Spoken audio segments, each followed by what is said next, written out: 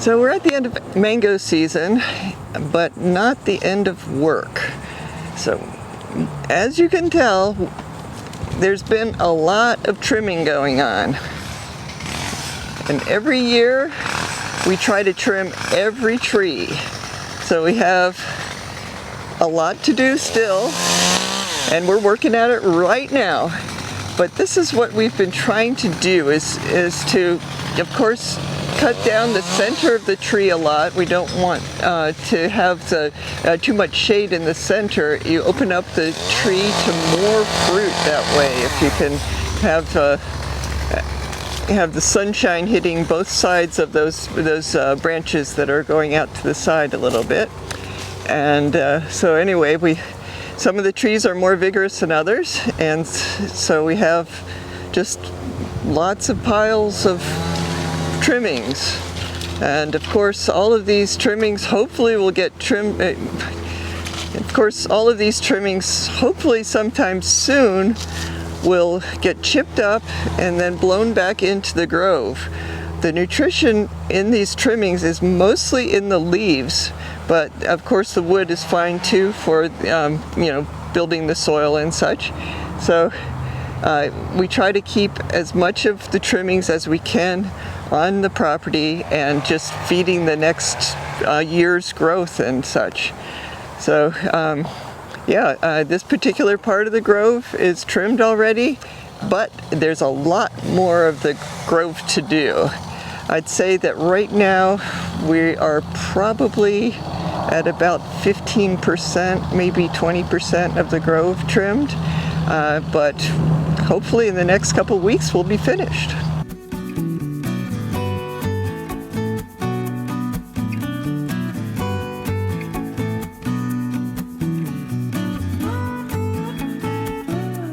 Here's actually a tree that has a few fruit on it. This is Beverly, which is a really nice late season variety. Unfortunately, we don't have a lot of fruit, but we do have some Beverly left, so yay for Beverly. Typically we wait for the end of this season for that tree before we start trimming. Sometimes something hides and we start trimming it and then realize actually it had a fruit or two on it. But this one is easy to see, so it should be easy to avoid. We've got a lemon meringue tree here, and it's been trimmed. You see all the branches on the ground, and hopefully we'll have a nice lemon meringue season next year. But story's the same all over the place. One big tree that we haven't trimmed yet, which I'm thinking we might trim fairly drastically, possibly taking 10 feet off of this tree, but this is a turpentine tree. One of the original trees in the grove. The former owners had a lot of Hayden mango trees and one kit mango, 2 turpentine trees, and I think, and of course the Mulgoba. Mulgoba is such a wonderful variety. I'm not sure why that slipped my mind for a second. So anyway, the turpentine, this tree did not make a lot of fruit last year, and typically it makes a lot. We don't really use it that much. It's a really nice flavored fruit, but of course it's used as a juice mango because of the fiber. I think it's very refreshing, and often I'll just pick a couple up and while I'm working out in the grove, and it's sort of a quick energy boost and very enjoyable.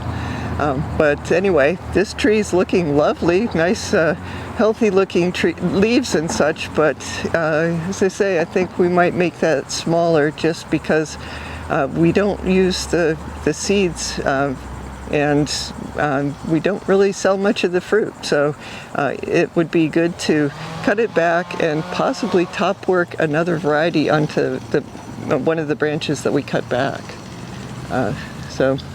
We've got, so this happens to be Valkyrie.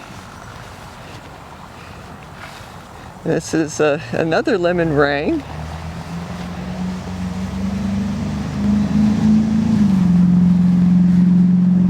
And here's one of my top work projects. I really need to get over, you don't want to cut off the variety that you graft onto the tree, but you don't want the old variety to take over either. So I really need to come through and, really clearly mark what is the variety that I wanted on the tree, the one that I've been top working.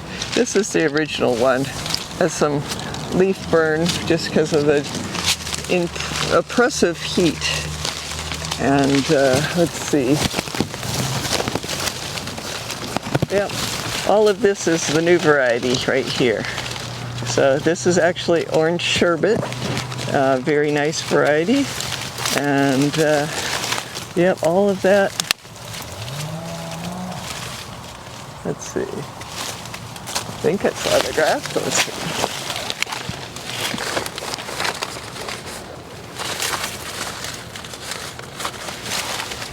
Yeah, I think, sure seems like that's the graft right there.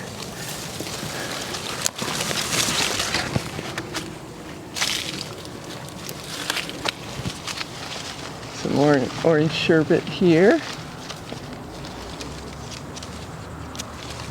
So, yeah, that's well on its way. We have Jahangir, which is a nice variety from India. Skin sort of stays green, so it's often difficult to pick. But the tree is a semi-dwarf, and so it doesn't require a lot of trimming.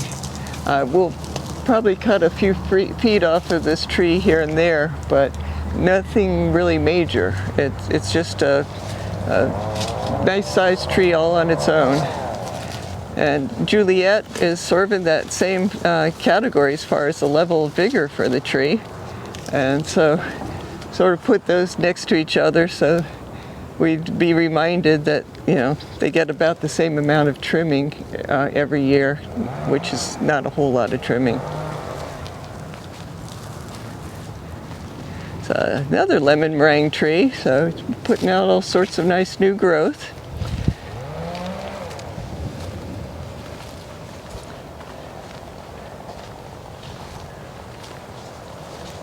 This is sort of a dwarf Valencia pride tree. It's just much smaller than all of our other Valencia pride trees. And it's been pretty productive. It got, I think, 2 fruit left on it, so to try to make sure we pick those sometime soon so that the animals don't find out first. Here's another one of my top work projects. I would say this is halfway complete, and I have to come out sometime when I'm very patient to look at all these things. I think most of the growth that's going straight up is probably the original variety, but definitely want to inspect very carefully before I cut anything, because it's a sad thing when you have a wonderful new growth new variety, and it's taken, and then all of a sudden you accidentally cut it off. So I just set aside some time when it's not brutally hot out here to go through and check each branch and cut back what needs to be cut back. But this was originally a Valencia pride tree and is now, I'd say more than halfway, certainly, converted to fruit punch. So that's fun. And this is a Valencia pride tree that's only Valencia pride.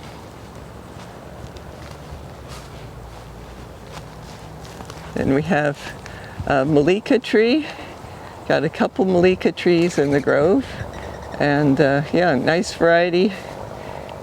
Usually ripened off of the tree.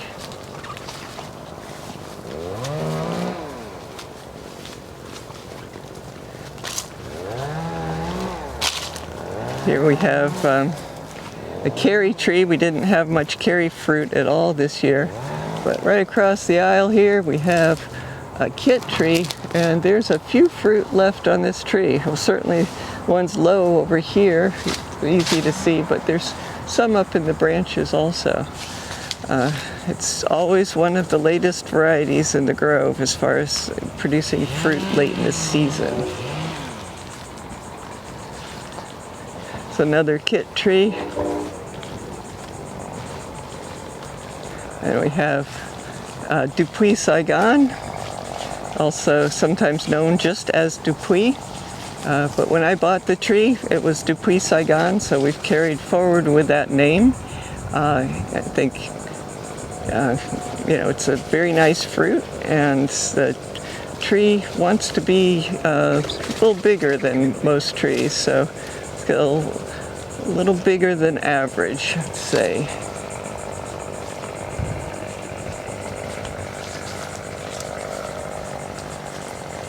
We have another Beverly tree here, and you have some fruit on this still too. So all of the ones that I don't mention fruit on don't have fruit. It's very rare that we have any of these trees, or I should say, not many of our trees, no matter where they are in the grove, have fruit on them still. It's just the very late season varieties and just a few fruit on each tree, in those cases. But anyway, that's sort of how it's looking out in the grove. We have a little bit of fruit hanging, and we're trying to trim the trees that don't have fruit, but sometimes you trim a tree and find out that it has fruit because you've seen it on a branch that's on the ground. Basically though, I think everything, even the ones that are on the tree, will probably ripen out even, pretty well, even if they're cut off accidentally, by trimming. It's just gotten to the end of the season, and most of the fruit that's on the tree is close to being mature, because it's really the end, unfortunately. But if you've already harvested all of your fruit from your tree, consider cutting it back at least a little bit, because if you cut back some of the branches to, a point where, like for instance here, we have two different growth spurts. This one, and then these younger growths right here. These little limbs are very flexible. If you cut back this branch to maybe the third or fourth leaf from where it starts, so basically right about here, you will get, do that all over the tree. You'll get more branches, a more compact tree, and possibly more fruit next year. But that kind of trimming you need to do soon after mango season, because the tree needs to produce the new growth, the new branches, and have them mature before they can support a flower, or bloom spike, I should say. And then hopefully we get good weather through the bloom season, and you get good fruit for next season.